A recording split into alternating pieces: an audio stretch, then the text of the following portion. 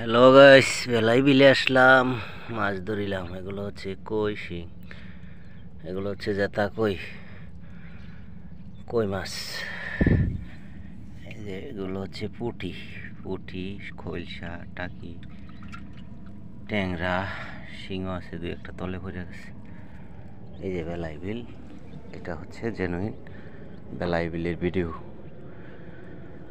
খুব গরম, বাতাস নাই একটুও, গরমের চোটে একদম ফিদা হয়ে গেলাম, গাইমা গেছি। বেলাই বিলের মাঝে আছি আমি, খুব ভালো লাগে বেলাই বিলে মাছ ধরতে। নেশায় পাশাপাশি পেশাও হয়ে গেল, কিছু পয়সা উপার্জন হয় এক্সট্রা।